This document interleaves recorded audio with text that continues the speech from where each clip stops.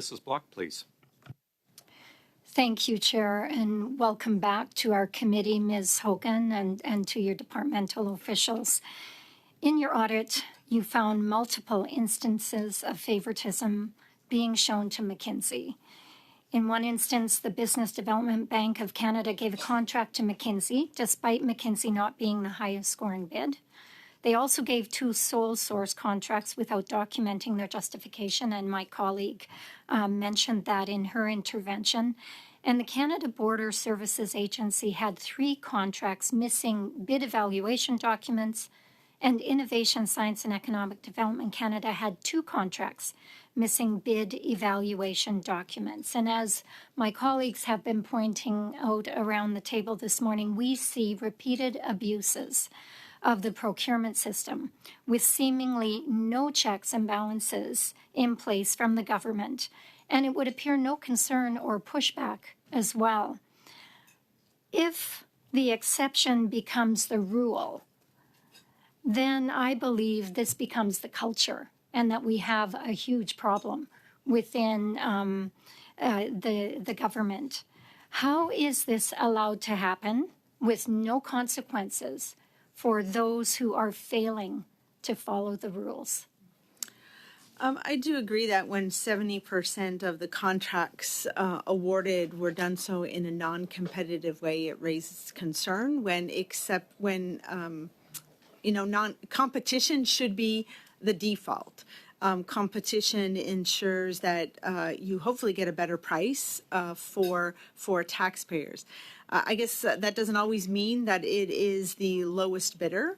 There could be business reasons that you might choose a different bidder, but again, I would expect that kind of a judgment call is well supported and documented. I think often that's what we're missing here, is that the rules aren't being followed, and then there is no demonstration for what business decision drove that.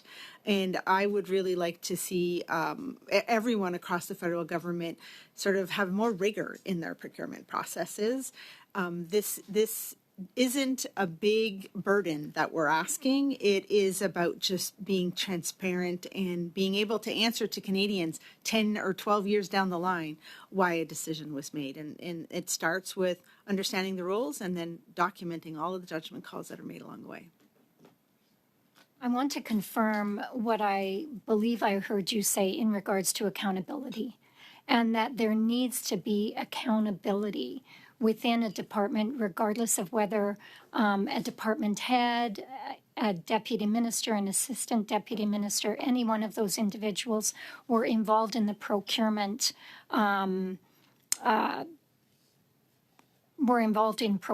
that they need to be held accountable for decisions that are made within their department and when rules are not being followed. Is that what I heard you say? I believe that Andrew's going to want to jump in here, but I think I would start off by saying that legislation makes it clear that the deputy head's the accounting officer of an organization, and while you might delegate those powers to others in the organization for day-to-day to happen, because, for example, I couldn't review every single contract that my office issues, but you still have to make sure that people are properly trained, they understand the rules, and there's good compliance and overview. So I don't know, Andrew, if you want to add something? The only thing I would add is that we stressed in our ArriveCan report the importance of delegated decision makers understanding and being accountable for the decisions that they make to spend public money. So as much as the deputy head is the responsible person to answer and be accountable here at committee and before Parliament, there is an accountability all the way through the organization that should be enforced. And I'm not sure how much time I have, but I would ask, does being moved out of a position sever the responsibility that you might hold when you were in that position making decisions? My view is not. I would expect, however, that you left a really good file behind to demonstrate the judgment calls and the decisions that you made.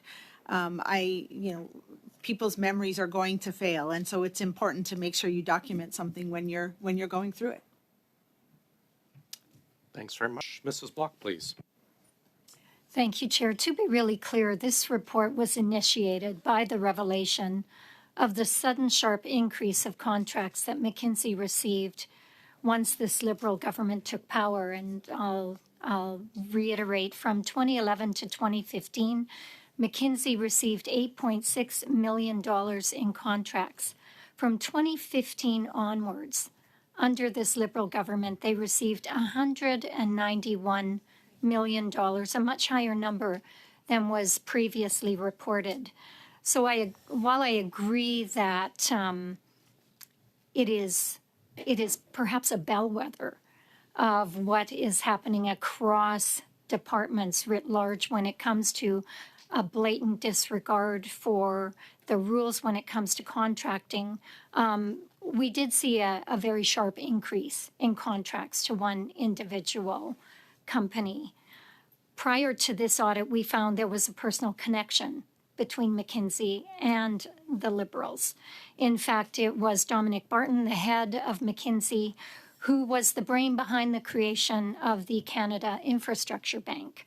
You found in your audit that the Canada Infrastructure Bank gave 2 contracts to McKinsey with no evaluation criteria in the request for bids or in those evaluations. Did the Canada Infrastructure Bank have any explanation for this? I'm going to have to ask Nick if he can provide some additional details on that. So the scenarios they were working with was that so this gets a bit complicated.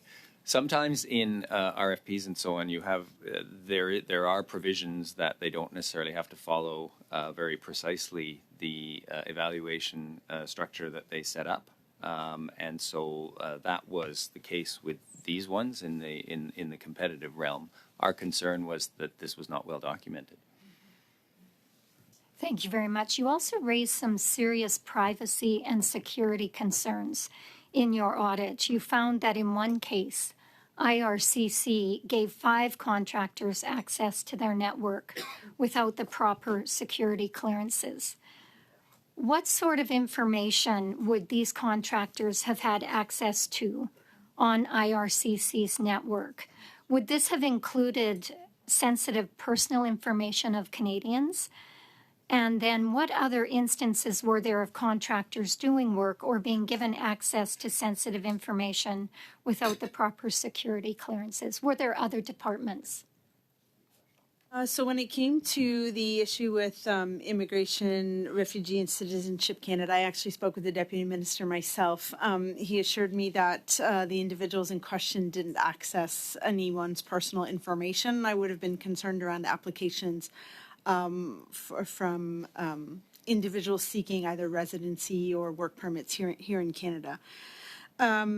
When we looked at the security, we found that in the contracts that we sampled, there was 17 that required security clearances in order for the work to be done, recognizing that this is only in the contracts from the departments and agencies, because that's where the government security policy kicks in. We found that about 76% of them couldn't demonstrate to us that the individuals who were going to do the work had the required clearances before that work began. So that is very concerning. It doesn't mean they didn't have a clearance, but what it means is that the individuals managing the procurement process did not have that on file and had not done that work, and that is a requirement. That is an important rule that really should have been followed. Thank you very much.